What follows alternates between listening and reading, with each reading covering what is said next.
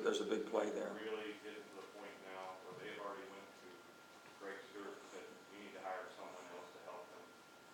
And it's getting to the point, this goes all the way down the river and into the southern parts of the state.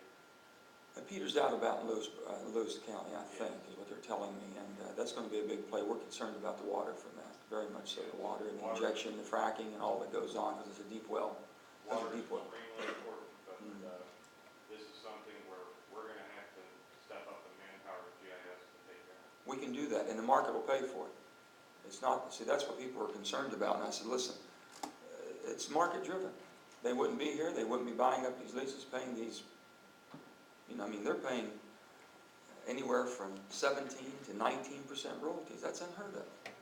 Normal royalty is 12%. This is the first time we've ever had a play of this size. Acreage, where it used to be $10, $20, $50 an acre, they're spent hundreds and even thousands of dollars per acre for leased land. So it's a big play. And the market, there's enough money in this market, and that well has, those reserves are great enough to where the market will withstand. We've got to stay on top of it, and we're going to have to, and we're acknowledging that. That's a lot about what our meeting's going to be next week, too. And DEP, Randy Huffman. Is Randy here? Is Randy here? Anybody DEP?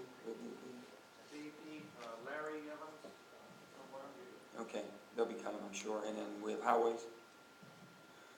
John's here from the department with Kelly, and but I thank you for that. I mean, we're going to do everything we can as quickly as possible. But I think right now they're saying that it's better to let it burn off until they can cap it. I'm sorry.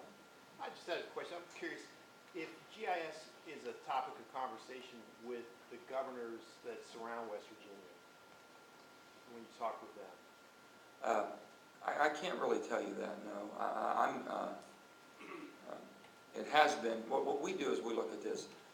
We look at best practices anywhere in the country and really anywhere in the world. If somebody's doing something, my dad always said, the only thing new in this world is a pair of eyes.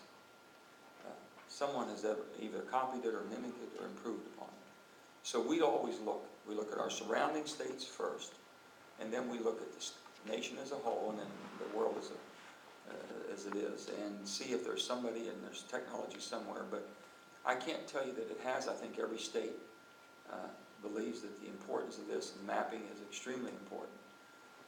We're an extraction state. It's so important to us. We have so many obstacles, and especially when infrastructure, whether it's roads or water or sewer lines, or whether it's our natural resources of gas and coal and oil and all the different things, all of these things are so important. It's going to be important for many, many years to come. But it's something that we're working on, but I can't tell you that it's been at the highest priority of our governor's meeting. I think that every state just takes it for granted that they're doing their own thing. But we've been looking at it, I think, John, and looking at best practices in other states. And if you have one that you think does it better than others, or your colleagues around the country, let us know. And I'm sure somebody has already done that in our department. Anybody else? I can't see, so just holler at me. Yes, sir. Broadband mapping? Let me tell you about that, the broadband mapping, and I think it was in 2007, at State of the State address, I made it. You know, sometimes we just do things, say things, and you gotta hope they work out. It was one of those things I knew we needed to do. I knew that we needed to have broadband high speed all over this state. If not, and they keep telling me let's say we're in the 50 percentile of people that had computers that were using them, literate in that. And we didn't have coverage, and it looked like we weren't going to have coverage except in the more urban areas and more populated areas. So much of our state was going to go unserved, and so much of our state is so desirable to live in. Didn't even make any sense to me. So in the State of the State address, we talked about that before. They brought me up and they briefed me, and I said, by 2010, we will be wired. And people looked at me and said, I said, well, we got to drop it down somewhere. I said, but it's 2010, that gives us 2 or 3 years. Let's see what happens.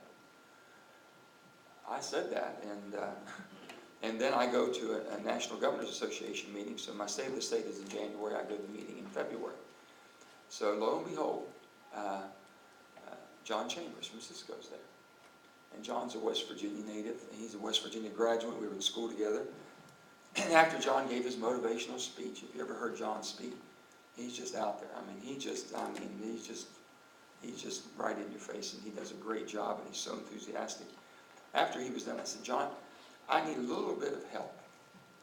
I just gave a State of the State address, and I said that the state of West Virginia will be wired by 2010. He says, you need a lot of help. So I said, John will help me. Within the next week, he sent a worldwide team in at no charge to the state of West Virginia. When I say a worldwide team, Cisco, Microsoft, all these big companies, they have teams that are nation building. They can go into countries and they can just do it. So he sent it in. That's how this all started. And we started in 2007 working on this, the mapping broadband. Then lo and behold, the government wanted to start giving money away. And they started printing money. And they called it the American Recovery Resource Act. And it's known as the stimulus.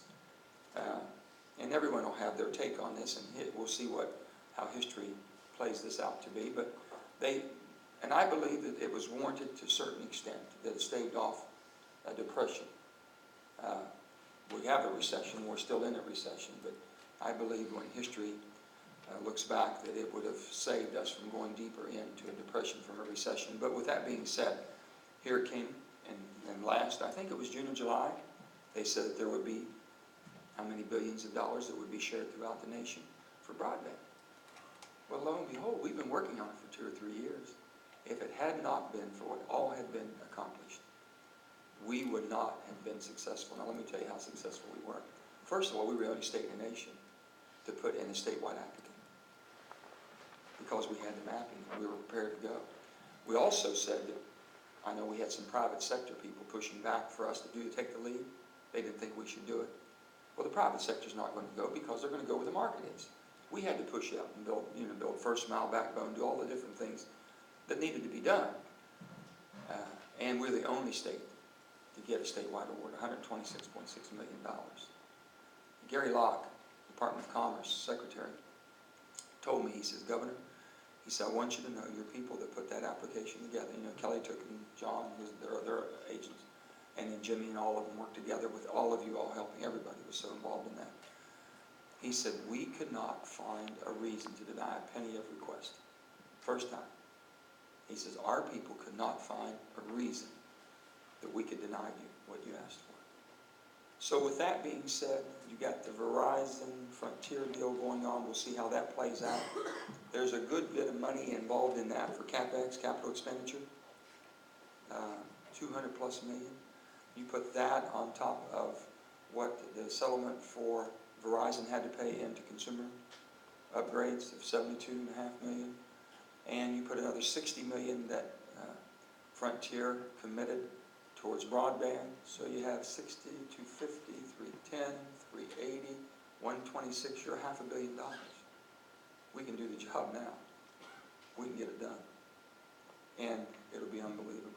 Also what I asked for, and it was I said, tell me where our least coverage and where our greatest challenges are. Then tell me where our highest values are.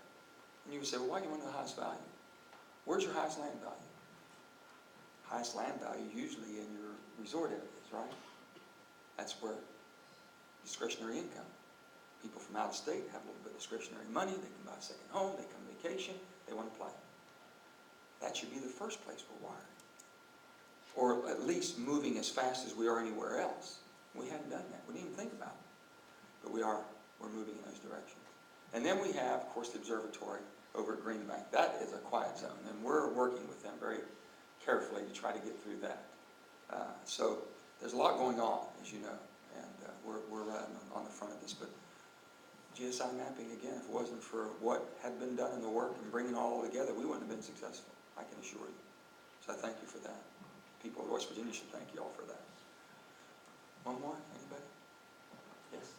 Governor, since flooding is the #1 hazard for the state of West Virginia, I was wondering if there's a state initiative for flood inundation mapping for our streets. Well, soil conservation people come to us all the time, and we're doing, but now what we're doing and looking at more than ever before is the mitigation and how we can go in there and do stream, because we have pretty good idea where we're going to get hit. And kind of like on clockwork, if you will.